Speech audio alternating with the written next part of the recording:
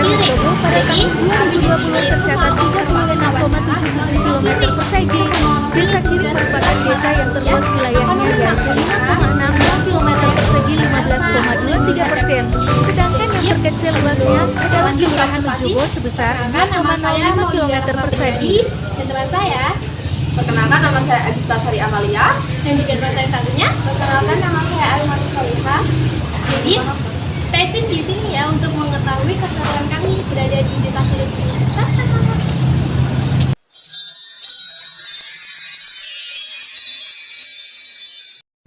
Assalamualaikum warahmatullahi wabarakatuh. Waalaikumsalam.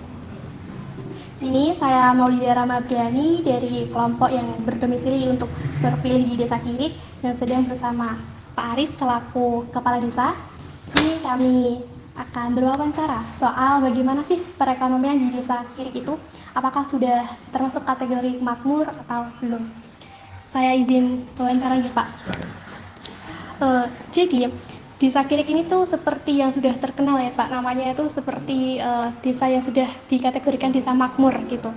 Apa sih Pak sektor utama atau mata pencaharian utama di Desa Kirik ini?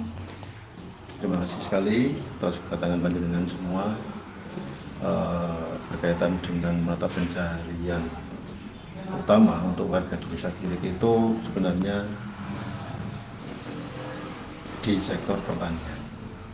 Adapun kalau untuk ibu-ibunya itu banyak yang ada di Jawa.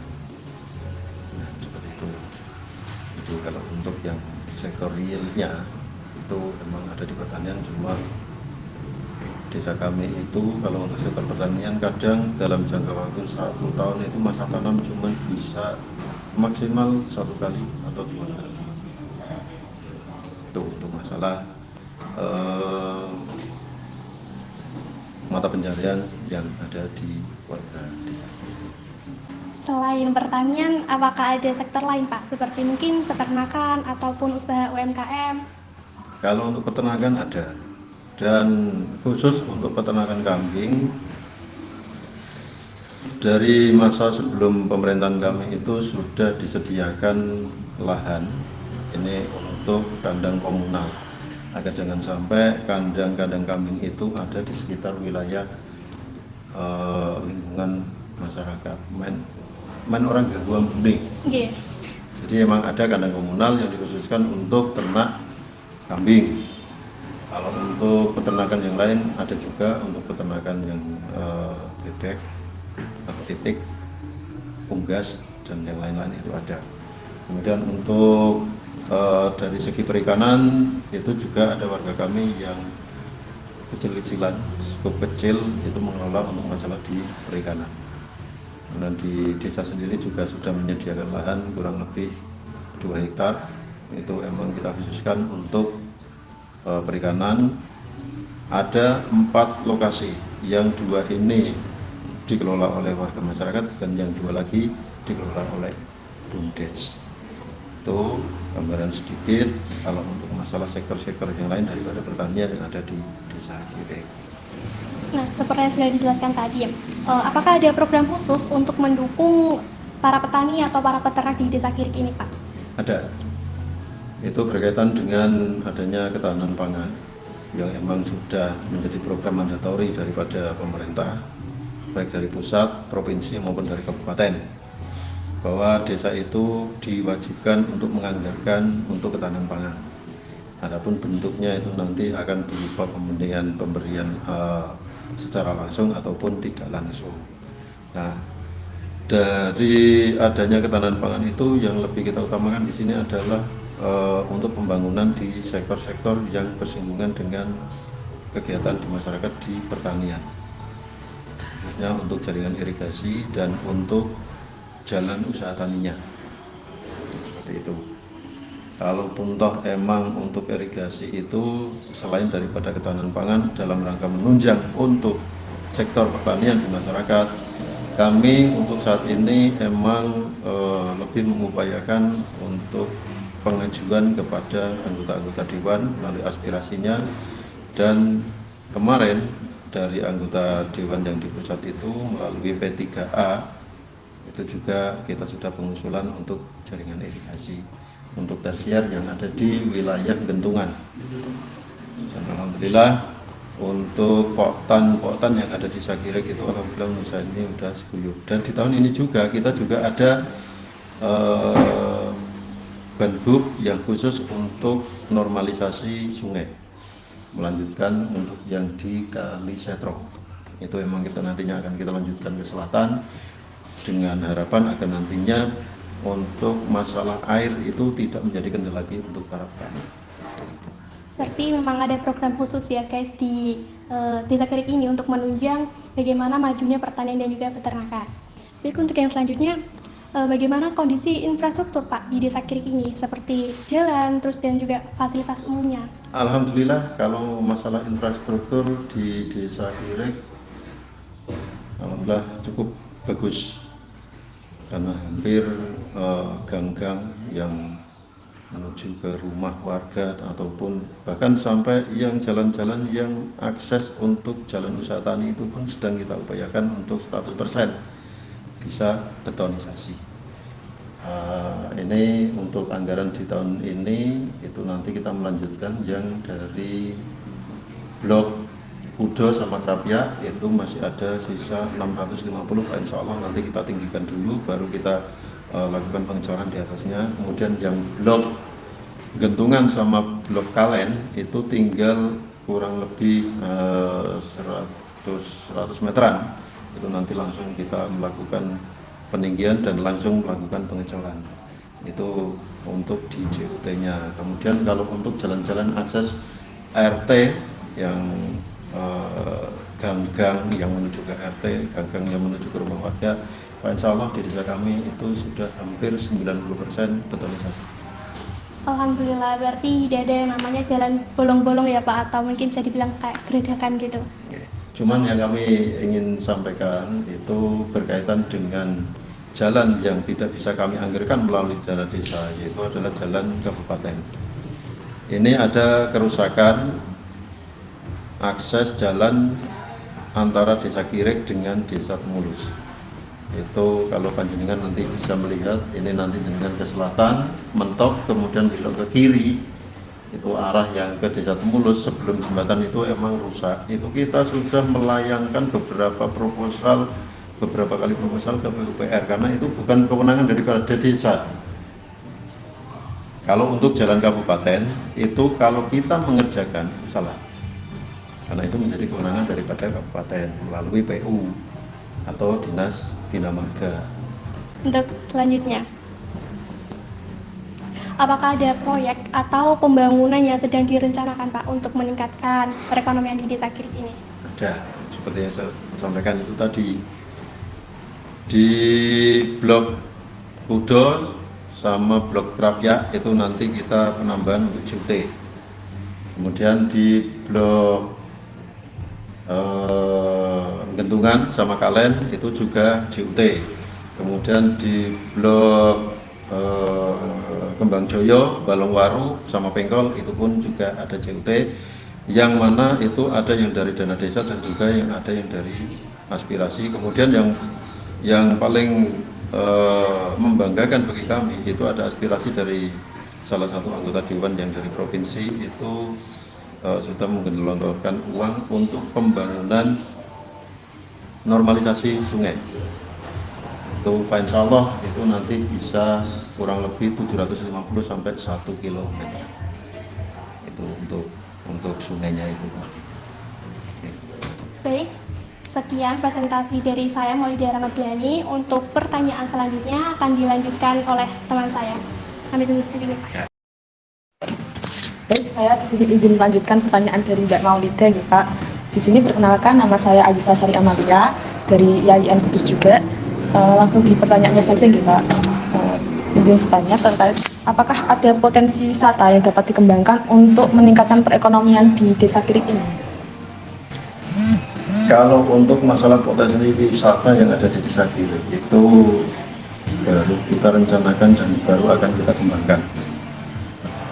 Lebih lagi ada beberapa hal yang ingin kita lakukan, yakni untuk wisata air. Itu nanti sepanjang sungai yang terusannya itu Sungai Krobyoan, itu nanti ke arah timur itu nanti akan kita apa itu perahu-perahu apa itu yang ontelan itu yang ada bebek-bebekan itu.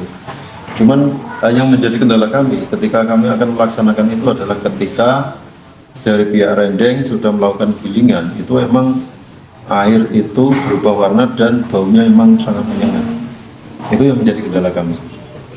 Nah, itu kalau untuk wisata air. Kemudian ada lagi yang baru saja kemarin itu kami sampaikan pas pada waktu acara apitan di makam Mbah Buyut Sidar Branti. Itu acara apitan nantinya akan kita kemas. Ya konsepnya sebenarnya hampir sama dengan dendangan dan bulusan. Konsepnya mungkin akan seperti itu. Cuman ini emang perlu perjuangan yang sangat luar biasa yang akan pemerintah bisa lakukan beserta dengan tokoh-tokoh agama yang ada di Desa Kirik. Itu untuk masalah tradisi dan wisata yang akan kami lakukan. Berarti masih dalam tahap perencanaan? Tahap perencanaan. Untuk selanjutnya, apa saja sih tradisi dan budaya khas yang masih dilestarikan oleh warga Desa Kirik ini? Kalau untuk tradisi dan budaya khas itu lebih bersinggungan dengan dengan dari segi keagamaan. Kayak semacam yang kemarin itu di tahun 2021 kita menyelenggarakan dan mendatangkan Az-Zahir beserta Bidin. Itu kan dalam rangka haulnya salah satu tokoh agama yang ada di Desa Kirik, yakni Romo Kiai Haji Ahmad Said Irjam. Kemudian acara-acara tahunan itu menjadi acara tahunan, Pak, tradisi tahunan. Kemudian bariannya Mbah Hamzah, dan pasti kalau untuk barian di makamnya Mbah Hamzah itu pasti dengan penyembelihan kerbau, dan itu nanti akan dibagi rata untuk semua warga Desa Kirik. Kemudian yang kemarin itu yang baru saja kita laksanakan itu untuk apitan. Apitan itu dikatakan khol sih bukan khol.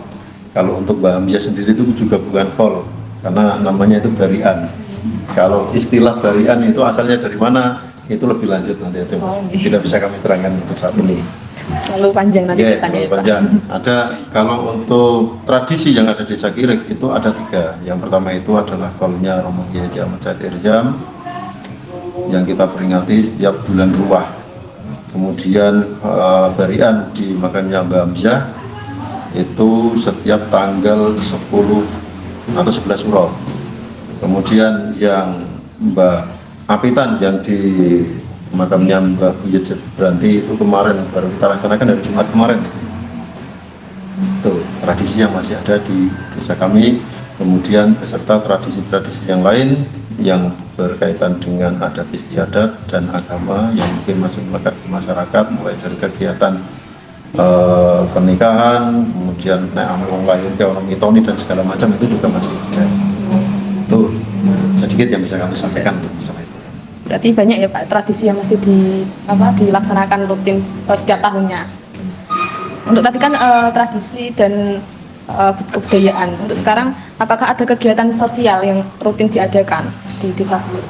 Kegiatan sosial. Sekali, kayak kami berkolaborasi dengan pihak masjid, kemudian dengan beberapa yayasan yang ada di Desa Kirik ini, yang terutama adalah Yayasan Azaidiyah. Itu kami sering menyelenggarakan yang namanya santunan yatim piatu. Itu warga itu sangat antusias berkaitan dengan hal-hal yang seperti itu. Kemudian yang berkaitan dengan itu kan untuk anak-anak yatim piatu, kemudian tidak hanya untuk anak yatim piatu tapi untuk lansia. Itu juga kita juga memberikan bantuan. Mungkin mbaknya yang tadi itu yang wawancara yang awal itu kan memang warga kami itu pasti sangat paham untuk kondisi-kondisi yang seperti itu. Kemudian untuk masalah kegiatan sosial yang lain itu masih banyak yang saya sendiri sampai lupa. Saking banyaknya gitu. Saking banyaknya. Untuk selanjutnya, bagaimana peran pendidikan dalam meningkatkan kesejahteraan ekonomi di Desa Kirik ini? Kalau untuk peran pendidikan di desa kami itu ada 1 SMP, kemudian 2 aliyah, dan yang ketiga ini SMK, kemudian ada SD itu ada 3, MI 1, kemudian TK itu ada 2. di mana dengan kondisi ada beberapa sekolah itu tadi itu sangat-sangat membantu tingkat perekonomian untuk warga yang ada di sekitarnya. Khususnya untuk SMP, MA, dan SMK itu untuk warga sekitar punya inisiatif untuk membuat parkiran buat sekolah. Jadi anak-anak yang sekolah di situ nanti parkirnya ada di warga kami, kemudian tarifnya berapa itu saya juga kurang begitu tahu. Tapi alhamdulillah dengan kondisi yang seperti itu, dengan adanya beberapa sekolah itu justru memicu munculnya beberapa UMKM di warga kami, kan seperti itu. Untuk jualan, kemudian membuka parkiran juga UMKM. Kan? Untuk masalah jualan, untuk jajanannya dan segala macam, itu banyak sekali. Alhamdulillah dengan adanya beberapa sekolah yang ada di Desa Kirik sehingga bisa meningkatkan taraf perekonomian melalui UMKM yang dibangun oleh masyarakat. Dari saya cukup segitu saja Pak. Izin melanjutkan ke teman kami. Terima kasih ya. Baik, izin melanjutkan pertanyaan dari Mbak Asa tadi nih Kak. Saya Alimatu Salihah. Di sini saya izin bertanya mengenai bagaimana peran instansi kesehatan dalam meningkatkan kesejahteraan sosial. Kemarin itu kan sempat beredar wabah demam berdarah. Dari pihak warga menghendaki, tahunya warga itu adalah ketika ada demam berdarah dilakukan fogging atau penyemprotan. Tapi di tahun ini JKK kemarin dalam sosialisasinya itu sudah tidak diperkenankan lagi untuk melakukan fogging. Dan pas pada waktu warga kami ada yang melaporkan ke kami bahwasannya ada wabah demam berdarah, ada beberapa warga yang kena, kami langsung berkonsultasi kepada pihak DKK melalui puskesmas, tapi nyatanya dari mereka itu tidak diperbolehkan untuk dilakukan fogging lagi.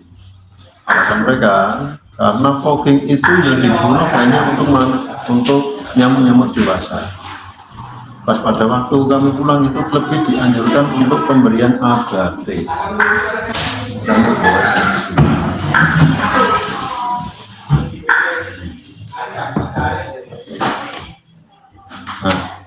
ABT yang kayak gini, ini kan hanya untuk warga-warga yang mempunyai timbunan air yang tidak bisa ditutup. Nah, seperti itu. Padahal hampir 90% warga kami itu untuk tandon air, untuk mandi dan segala macam itu tidak lagi seperti yang dulu. Kalau yang dulu itu kan pakai ada kayak semacam kecil gitu kan, permanen. Tapi alhamdulillah saat ini itu rata-rata udah pakai timbunan. Nah justru jentik nyamuk yang ada saat ini itu asalnya adalah dari selokan dan dari sungai. Nah kalau diberikan ABT yang seperti itu memang sanggup. Yang kami bisa jawab apakah dengan adanya dari faktor kayak semacam puskesmas dan yang lain-lainnya itu bisa memberikan kesejahteraan. Selanjutnya, walaupun Desa Kirik ini kan sudah termasuk desa yang makmur, nah apakah ada tingkat kemiskinan atau pengangguran yang harus diatasi? Untuk dari warga kami dengan mata pencarian yang seperti itu, ada beberapa kelas di masyarakat dikategorikan sebagai miskin, sangat miskin, miskin. Nah, kalau untuk yang sangat miskin itu Pak Insya Allah di desa kami tidak ada. Karena indikasi daripada yang sangat miskin itu tidak punya pekerjaan dan tidak bisa makan untuk sehari-hari. Alhamdulillah untuk warga kami, walaupun kerjanya itu hanya serabutan, insya Allah mereka sudah punya pekerjaan. Dan untuk masalah makan tidak ada yang bisa. Kalau untuk pengangguran di sini adalah pengangguran sesaat. Karena untuk usia yang baru lulus sekolah ataupun putus sekolah untuk di desa kami itu emang ada pengangguran, cuma diganti dengan pekerjaan yang serabutan yang ada di desa. Contohnya apa? Kuli panggul, bukan kuli bangunan. Kuli panggul. Karena setiap kali ada beras yang datang di sini atau selepan yang di sini kan ada 1, 2, 3, 4, 5, 6, 7 rice mill. Dan itu bisa dijadikan mereka-mereka yang tadi tidak punya pekerjaan itu secara temporer ada pekerjaan untuk dibantu. Baik, seperti pada bulan Maret kemarin kan Desa Kirik ini kan terdampak banjir, Pak. Nah, apakah hal tersebut itu berefek pada perekonomian di Desa Kirik ini? Sangat. Karena apa? Itu kita kembalikan lagi ke pertanyaan yang awal, bahwa untuk mata pencaharian di Desa Kirik itu petani. Dengan adanya banjir dari masyarakat, dari yang tadinya kita masa tanam itu sudah bisa kita lakukan, tapi ternyata sampai sekarang itu lihat banyak sekali lahan persawahan yang sampai hari ini tidak bisa ditanami karena efek daripada banjir. Efek daripada banjir itu bukan masalah ketinggian airnya, Mbak, tapi ketika surut itu juga hasil surutan itu tadi menumbuhkan dan mensuburkan gulma-gulma yang koyok ini, rumput, apa jengkol, gagah apa ini. Itu sangat banyak sekali kita temui. Dan kalau petani kami mau melakukan pembersihan pasca dari banjir itu membutuhkan kos yang sangat gede. Nah, misal sengkes yang banyunya itu disedot, di samping itu ini enceng gondok yang ada di awal kami itu sangat-sangat luar biasa. Itu pun harus ada penanganan khusus untuk enceng gondok itu. Disemprot orang mati, ya, dinteni gosok, ngenteni pirang ulah. Nah, gitu. Makanya itu menjadi penghambat untuk dari segi pertanian atau dari segi perekonomian di warga kami yang mayoritas adalah petani, baik pra maupun pasca banjir. Untuk yang terakhir nih, Pak, apa harapan dan rencana kedepannya untuk mengembangkan Desa Kirik ini agar lebih maju lagi? Rencana ke depan? Iya. Rencana ke depan kami ya sambil kita berkreasi, sambil kita berinovasi agar supaya nanti bisa mewujudkan apa yang menjadi cita-cita warga kami, yakni bisa tanam minimal dalam jangka waktu 1 tahun itu 1 kali tanam itu sudah sangat luar biasa. Dan hal-hal apa saja yang ingin kita lakukan di sini adalah pembenahan terkait dengan irigasi, pembenahan terhadap irigasi yang ada di Desa Kirik. Tapi yang menjadi kendala kami sebenarnya itu adalah harusnya Sungai Jeratun Seluna itu menjadi sungai yang bisa mendukung untuk pertanian, tapi nyatanya urusan ini tidak. Karena antara Sungai Jeratun Seluna dengan desa kami itu lebih tinggi sungainya dari kami. Jadi untuk buang itu nggak bisa, tapi malah justru menyumbang untuk masalah akhirnya ke desa. Jadi kami mohon pada pemerintah terkait yang kemarin memang sudah menunjukkan bahwasannya untuk dilakukan normalisasi di Jeratun Seluna, mohon akan segera dilaksanakan di tahun ini. Karena itu memang sudah dianggarkan di tahun 2024, tinggal pelaksanaannya itu kapan kita yang masih tunggu. Itu akan menjadi salah satu rencana yang sangat luar biasa, walaupun tidak sepenuhnya. Karena pengakuan dari warga kami dengan adanya Jeratun Seluna ini malah justru ini setelah adanya Jeratun Seluna itu ya tadinya desa kami itu bisa tanam 2 kali, Mbak, malah sebelum adanya Sungai Jeratun itu. 1 masa tanam untuk padi, kemudian bisa untuk palawija. Tapi setelah adanya Jeratun Seluna bukannya malah justru meningkatkan taraf pertanian yang ada di petani kami, malah justru Menurunkan. Ya, terima kasih, Pak. Baik, sekian wawancara pada pagi hari ini. Terima kasih Bapak atas waktunya sudah berkenan untuk kami wawancarai. Terima kasih sekali atas kedatangan panjenengan. Mudah-mudahan generasi yang jenengan ini bisa nantinya akan bisa lebih memajukan untuk desa panjenengan dan untuk Indonesia.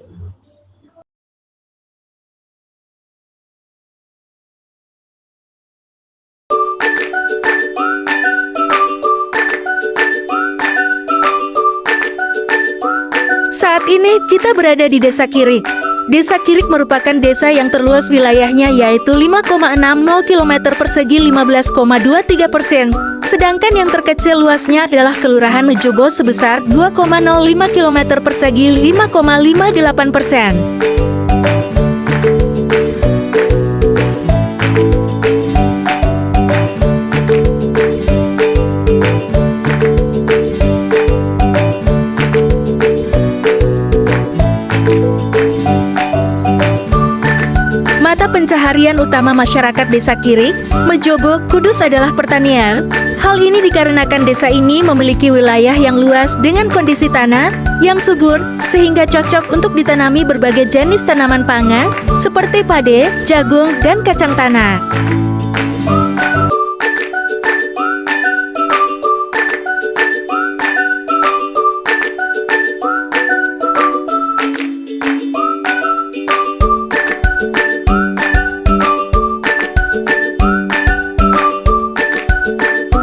Selain bertani, beberapa masyarakat Desa Kirik juga bekerja sebagai peternak, buruh tani, pengrajin, dan pedagang. Berikut adalah beberapa contoh pekerjaan yang dilakukan oleh masyarakat Desa Kirik. Petani menanam padi, jagung, kacang tanah, dan tembakau.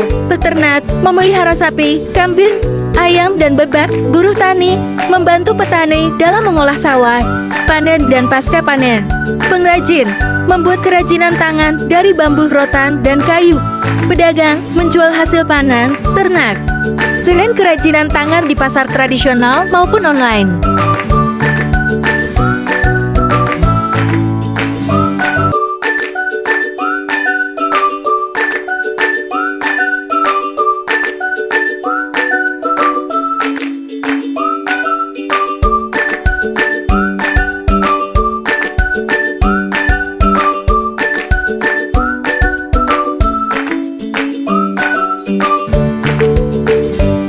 Pemerintah Desa Kirik juga terus berupaya untuk meningkatkan taraf hidup masyarakat dengan mengembangkan berbagai sektor usaha seperti industri kecil menengah IKM, agrowisata, dan ekonomi kreatif.